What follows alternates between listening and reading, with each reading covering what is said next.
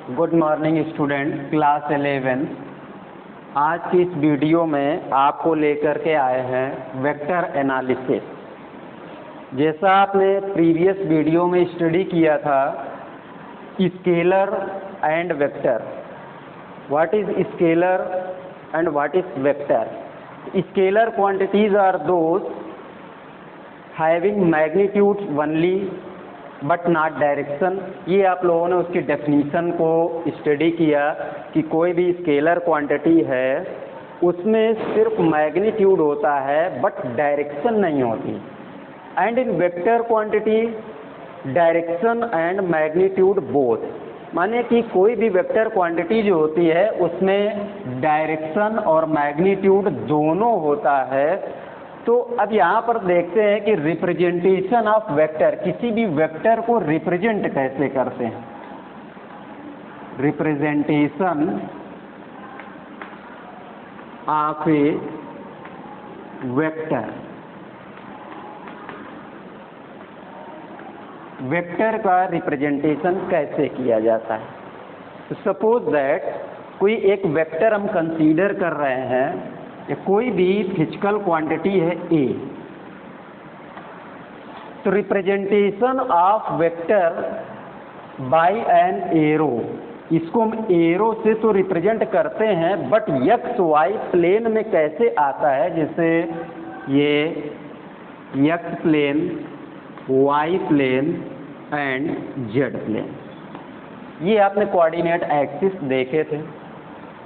तो x plane के according इधर इसके एलांग अगर हम एक यूनिट वेक्टर आई ले लें, अब यहाँ पर एक वर्ड आ रहा है देखिए यूनिट वेक्टर। अब ये यूनिट वेक्टर क्या होता है इसको भी हम डिस्क्राइब करेंगे कि यूनिट वेक्टर क्या है, व्हाट इज यूनिट वेक्टर। तो एक्स प्लेन के एलांग ये यूनिट वेक्टर आई हमने रिप्रेजेंट किया, वाई एक्सिस के एलांग यूनिट वेक्टर हमने जे टेक किया, जेड एक्सिस के एलांग यूनिट वेक्टर हमने के टेक कर लिया। अब ये जो गिवन वेक्टर है ये इस एक्स वाई जेड प्लेन पर लाई करता है। तो जब कोई भी फिजिकल क्वांटिटी किसी प्लेन पर लाई करेगी तो उसमें कुछ मैग्नीट्यूड कट करेगी। सपोज दैट फोर्स है, तो force along x axis 10 unit, 10 unit का बल लग रहा है अगर एक्स प्लेन पर, तो उसको हम 10 यूनिट कहीं यहाँ पर रिप्रेजेंट करेंगे। या कोई पार्टिकल है डिस्प्लेस हो रहा है इन एक्स एंड वाई प्लेन, जैसे कि प्रोजेक्टाइल मोशन होता है ना, 2 डायमेंशनल मोशन, प्रोजेक्टाइल मोशन एक पर्टिकुलर टाइम पर एक्स प्लेन में भी डिस्प्लेस होती है, वाई प्लेन में भी डिस्प्लेस होती है।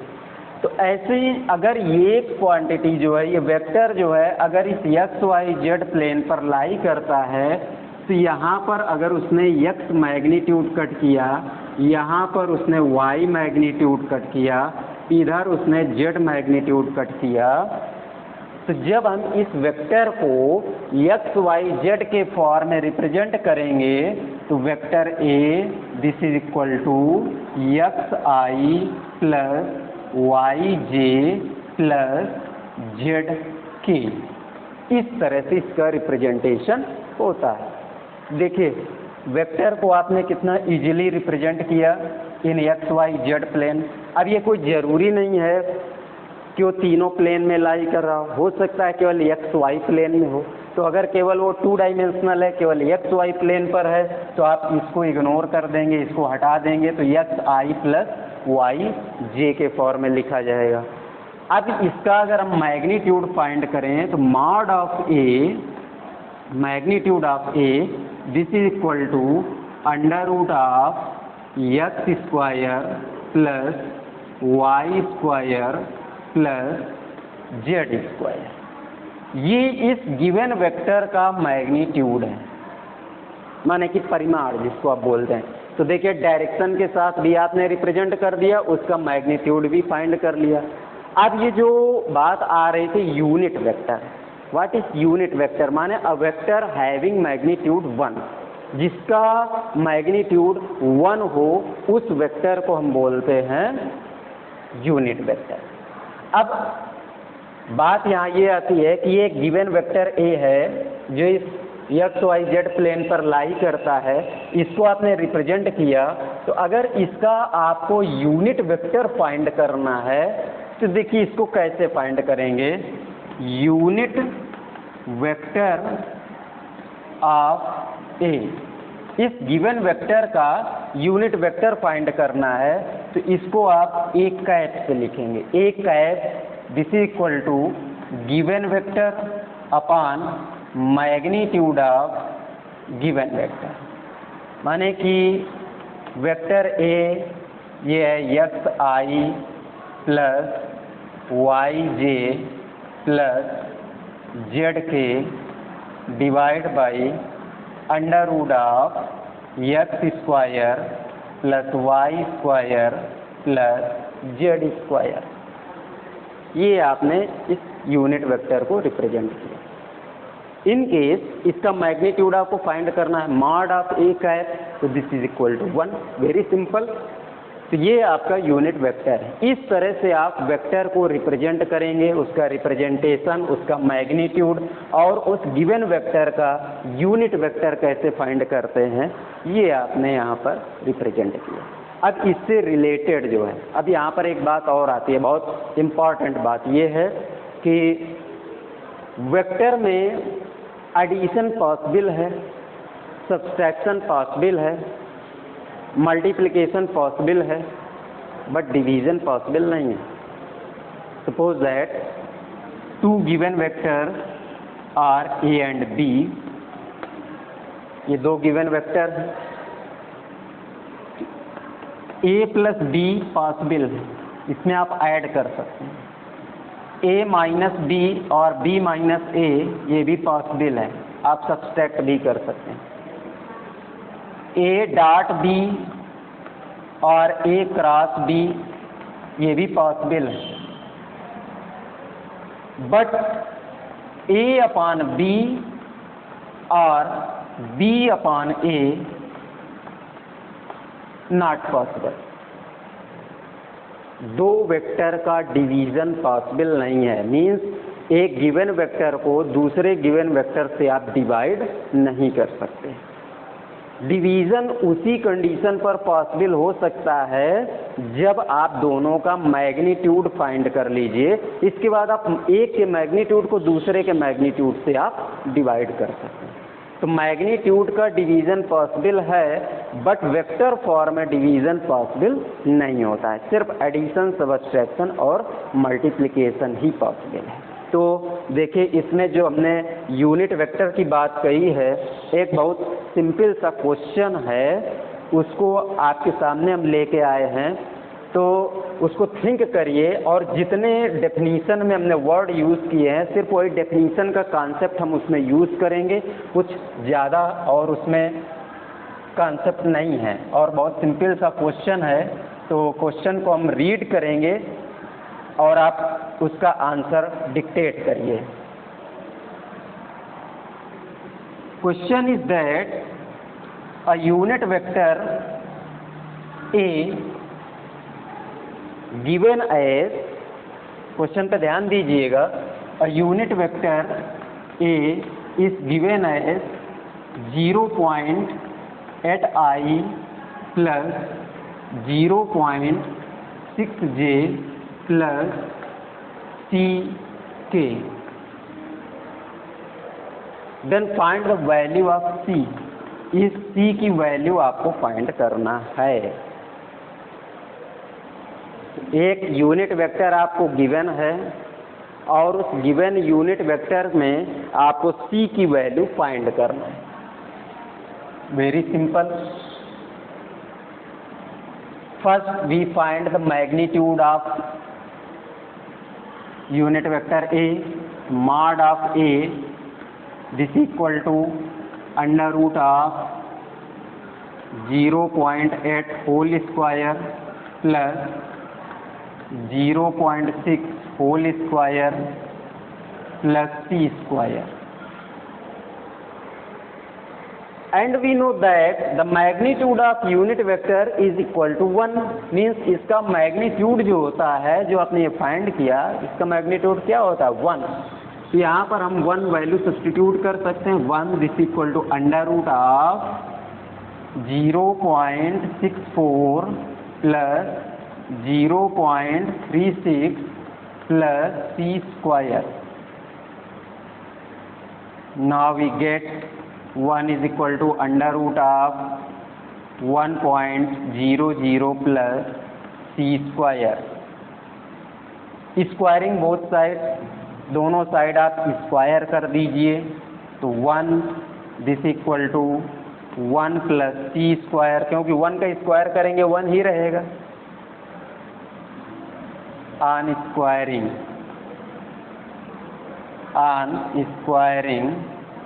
बोथ साइड, ये आपको मिल गया 1 is equal to 1 plus c square, that is c is equal to 0। Very simple question. c की वैल्यू क्या हो गई? 0। आइए अब देखते हैं वेक्टर का एडिशन, दो वेक्टरों को कैसे ऐड करते हैं। Addition of vector.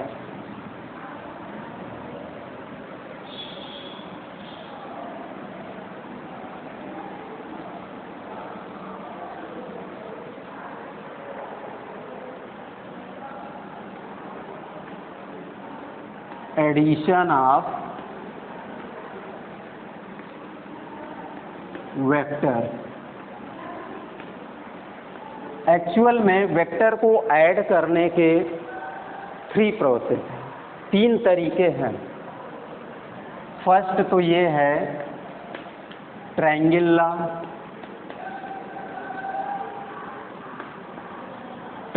Law, second ये है parallelogram law,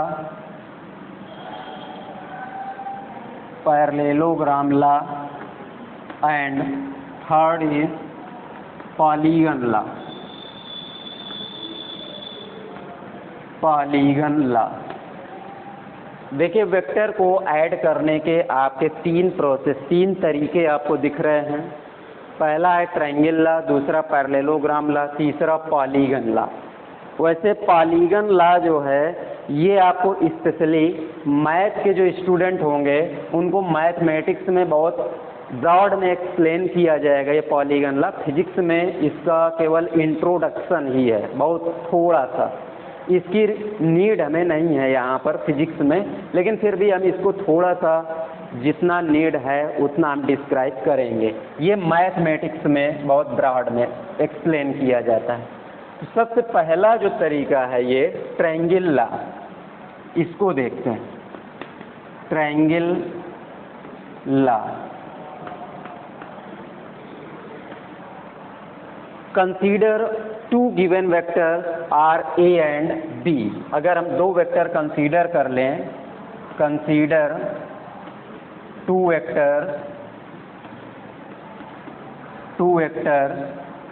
are A and B, ये 2 गिवन वेक्टर हैं, इनको ऐड करना है ट्रायंगल लॉ में।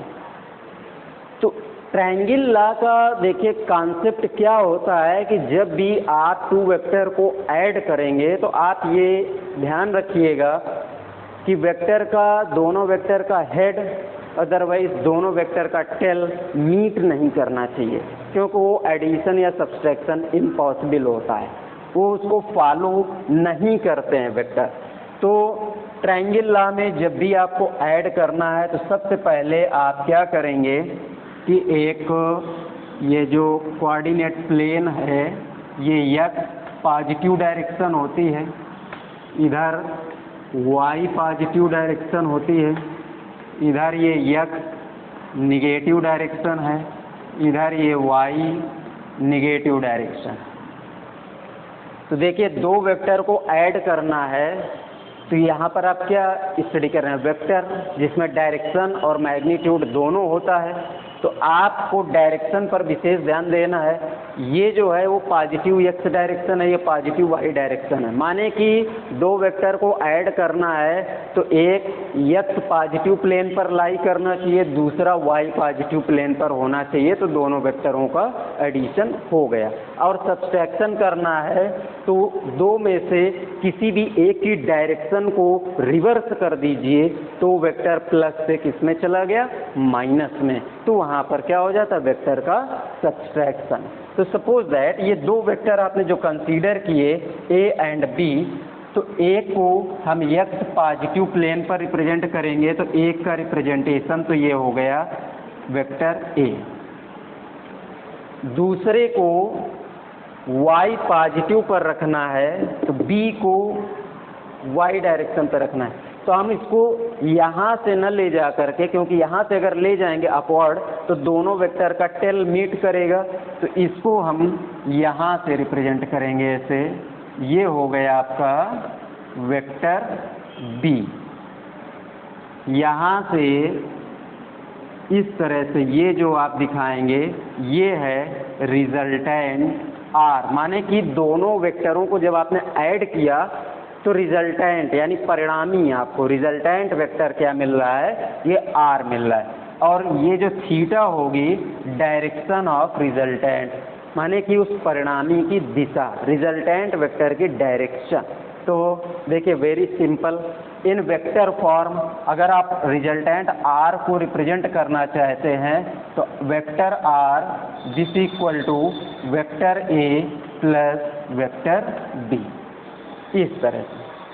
माने कि ये देखिए डायरेक्शन क्लॉकवाइज चल रही है, इस पॉइंट से मूव किए, इधर गए, इधर से इधर गए, तो जब एक पर्टिकुलर डायरेक्शन ऐसे चलती है यानी क्लॉकवाइज या एंटी क्लॉकवाइज, तो आप क्या करते हैं, ऐड करते चले जाते हैं। अगर इसी में से इसकी डायरेक्शन को हम रिवर्स कर दें, ये इधर से नीचे की तरफ आ जाए, तो वही क्या हो जाएगा आपका, माइनस में हो जाएगा। क्योंकि यहाँ पे देखिए अपवर्ड ये पॉजिटिव दिखाया और डाउनवर्ड ये क्या है, निगेटिव है। तो अगर इसी में b को अपवर्ड की जगह हम इसको डाउनवर्ड कर दें तो प्लस b से माइनस b में चेंज हो जाएगा, करेक्ट। तो अब इसका मैग्नीट्यूड आपको रिप्रेजेंट करना है, तो mod r this equal to under root of a square plus b square, ये इसका मैग्नीट्यूड आ गया।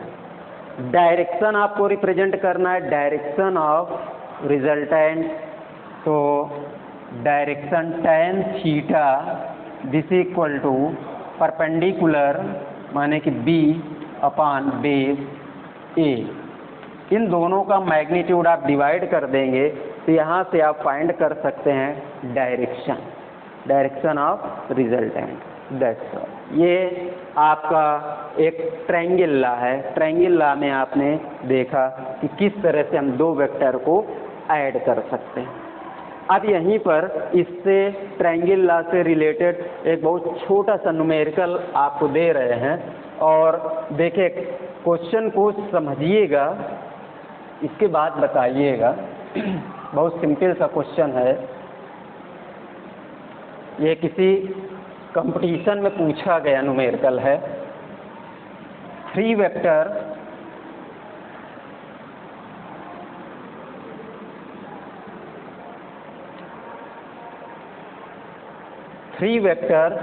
P, Q and R such that, माने कि P, Q and R 3 given vector है, सच दैट माने कि उनमें क्या कंडीशन है, R is equal to P plus Q।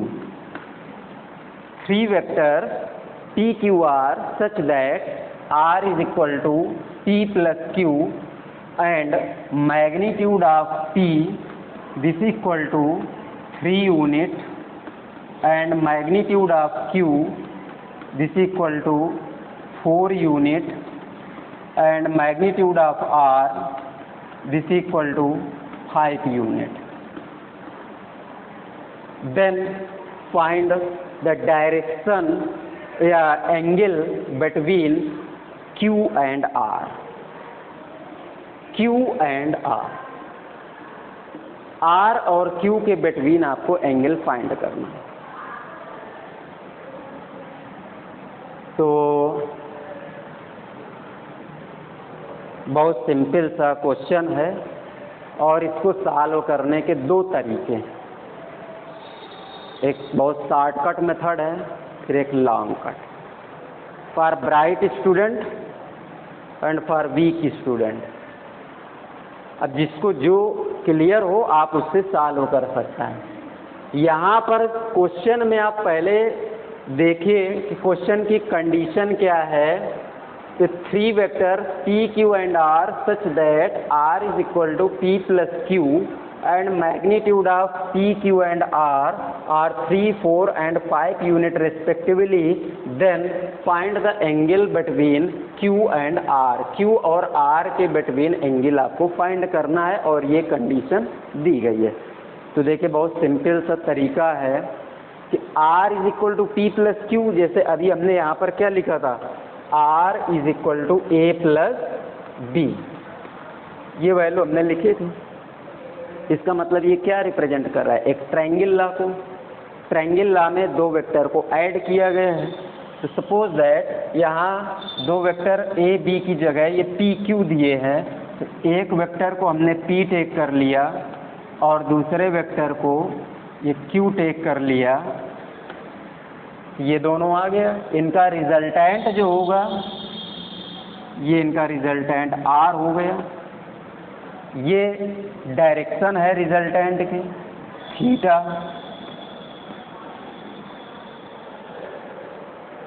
But आपको एंगल कौन सा फाइंड करना है, ये angle between Q and R, इसको हम टेक कर लेते हैं फाई।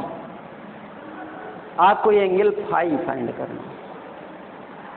यहाँ आपको गिवन है कि मैग्नीट्यूड ऑफ P, ये इसका magnitude this equal to 3 unit, magnitude of Q, इसका जो मैग्नीट्यूड है वो 4 यूनिट है और इसका जो मैग्नीट्यूड है ये 5 यूनिट है।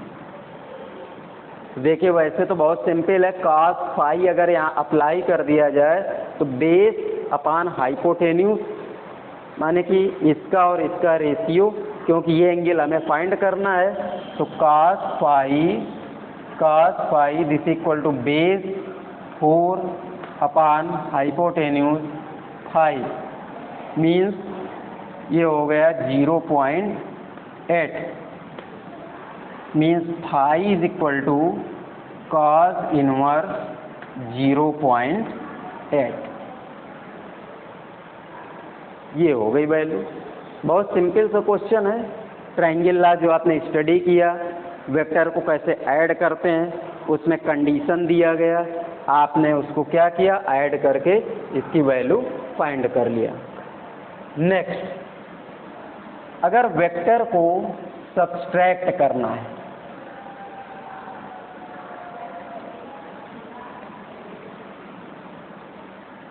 दो वेक्टर को सब्सट्रैक्ट करना है, तो देखिए कैसे सब्सट्रैक्शन कैसे पॉसिबल है। आपको बताया था कि अगर किसी एक गिवन वेक्टर की डायरेक्शन चेंज कर दिया जाए, उसको रिवर्स कर दिया जाए, ठीक, तो सब्सट्रैक्शन हो जाता है। सपोज दैट ये कंसीडर करते हैं, कंसीडर टू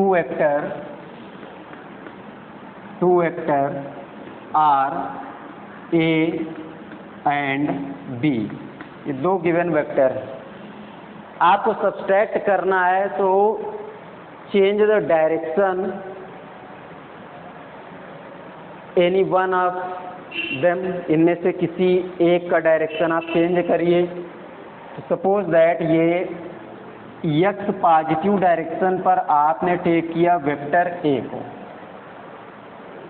ये, और वेक्टर बी की डायरेक्शन जो अपवर्ड थी आपने उसको रिवर्स कर दिया, डाउनवर्ड कर देंगे इधर, ये आपका आ गया -b, आपने उसको रिवर्स कर दिया। यहाँ पर अब ये रिजल्टेंट जो है नीचे की तरफ जाएगा r, ये डायरेक्शन हो गई रिजल्टेंट की, तो यहाँ वेक्टर फॉर्म में आप रिप्रेजेंट करेंगे तो r is equal to a minus B. But negative vector का भी अगर मैग्नीट्यूड, क्योंकि मॉड जब हम यूज़ करने लगते हैं तो निगेटिव नंबर भी किस में हो जाता है, पॉजिटिव हो जाता है। तो अगर इसका मैग्नीट्यूड फाइंड करें मॉड ऑफ r, तो this is under root A square, और ये निगेटिव है तो ये प्लस बी स्क्वायर हो जाए, क्योंकि स्क्वायर करेंगे तो माइनस माइनस इंटू प्लस हो गया।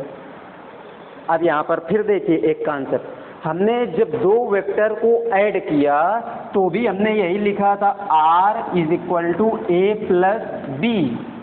ये देखिए r is equal to A plus B, यहाँ हमने डायरेक्शन रिवर्स किया तो लिखा r is equal to A minus B.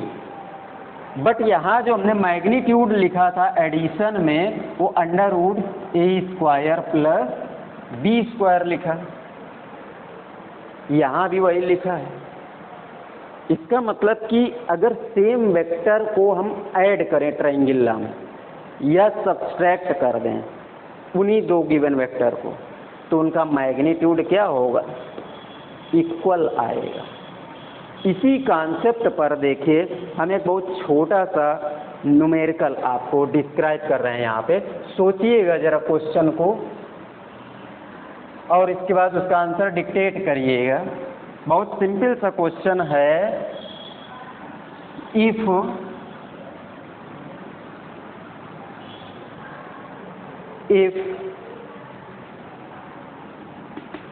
Mod of a plus b this equal to mod of a minus b,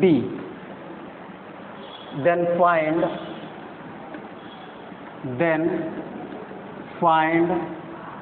the angle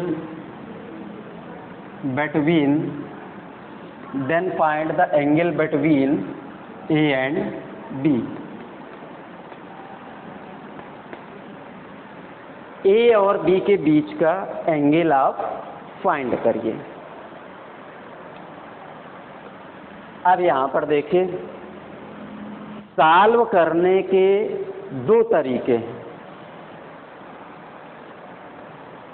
ऐसे बहुत सारे numerical आएंगे जिनमें हम आपको दो तरीके बताएंगे सॉल्व करने के, shortcut method, long cut method, for bright student, for weak student. अब यहाँ पर देखिए अगर आपका दिमाग बहुत फास्ट चल रहा है तो आप तो तुरंत समझ जाएंगे कि magnitude of a plus B and magnitude of a minus B, माने कि टू गिवन वेक्टर्स और a एंड b, इन दोनों को ट्रायंगल लॉ में ऐड किया गया है और इन्हीं दोनों को ट्रायंगल लॉ में सब्सट्रैक्ट किया गया। तो जब आप ट्रायंगल लॉ में ऐड या सब्सट्रैक्ट करते हैं तो बहुत कॉमन सेंस की बात है। देखिए दोनों वेक्टर के बिटवीन जो एंगल आता है वो 90 डिग्री होता है। भाई आपने ये वेक्टर ए रिप्रेजेंट किया, आपने ये वेक्टर बी रिप्रेजेंट किया, यहाँ आप रिजल्टेंट आर दिखाते थे, तो यहाँ ए और बी के बिटवीन ये एंगल कितना दिख रहा है, 90 डिग्री। बहुत कॉमन सेंस की बात है, देखिए 90 डिग्री। और इसी में से अगर इसकी डायरेक्शन को रिवर्स कर दिया जाए तो ये हो गया आपका वेक्टर ए, ये हो गया आपका वेक्टर बी और ये हो गया इसका रिजल्टेंट आर। तो यहाँ भी एंगल कितना है, ये 90 डिग्री हो गया ना। देखिए थ्योरी के कॉन्सेप्ट अगर आपको क्लियर हैं तो न्यूमेरिकल में कहीं भी कोई प्रॉब्लम नहीं आएगी और यहाँ न्यूमेरिकल मस्ट है।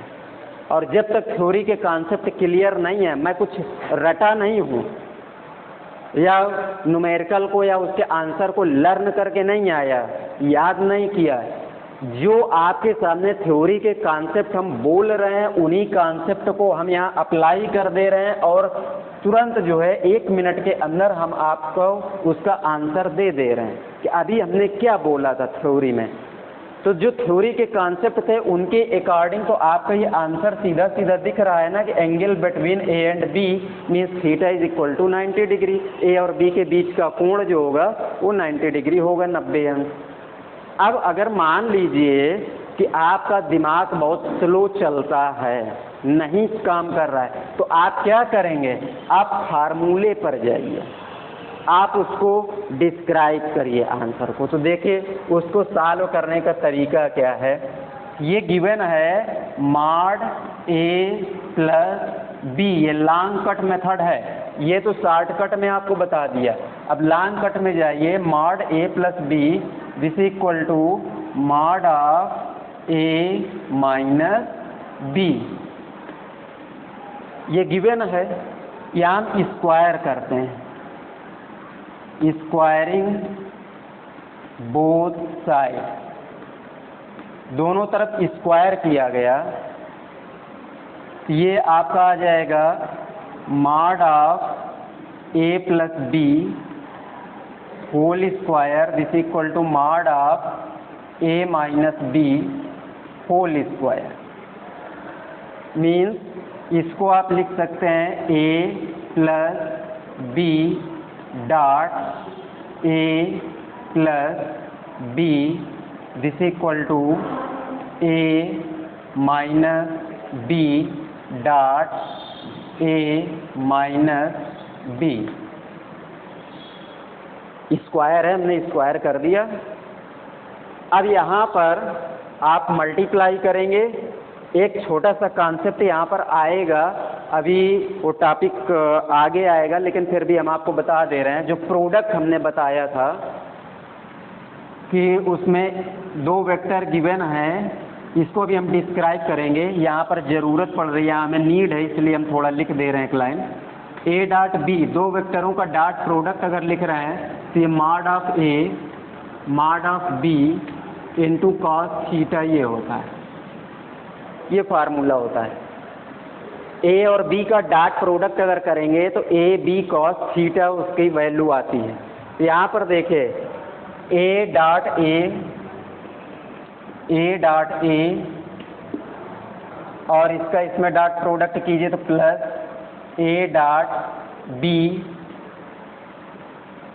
और प्लस बी डॉट ए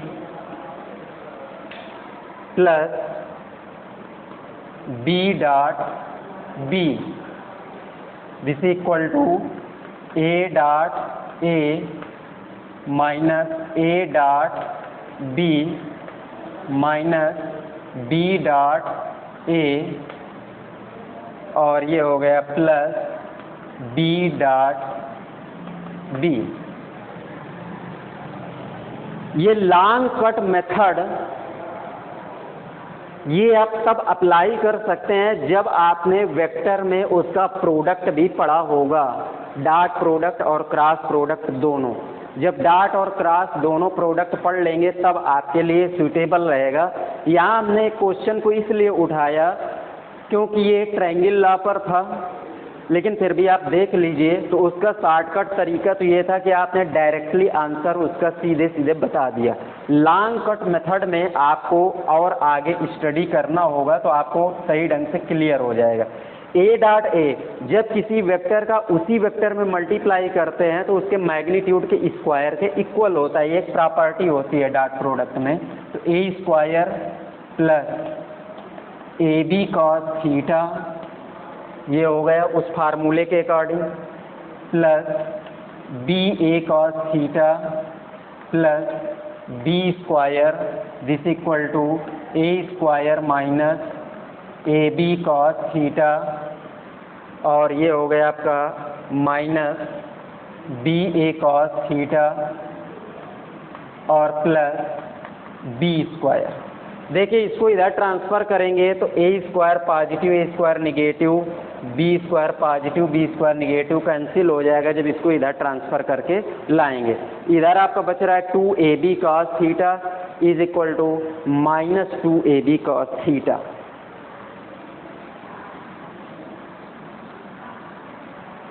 ये आपका आ गया 2ab cos theta this equal to minus 2ab cos theta. इसको इधर ले आइए तो ये प्लस में हो जाएगा 4ab cos theta this equal to 0 हो गया। अगर आप इसको इधर प्लस में लाते हैं तो दिस इक्वल टू 0। अब यहाँ पर देखिए कि cos थीटा की जो वैल्यू आएगी cos theta this equal to 0, क्योंकि ये ओवरऑल वैल्यू जो है वो इधर चली गई डिनोमिनेटर में, तो क्या हो गया ये आपका पूरा वैल्यू 0 हो गया। तो cos थीटा में 0 किसकी वैल्यू होती है?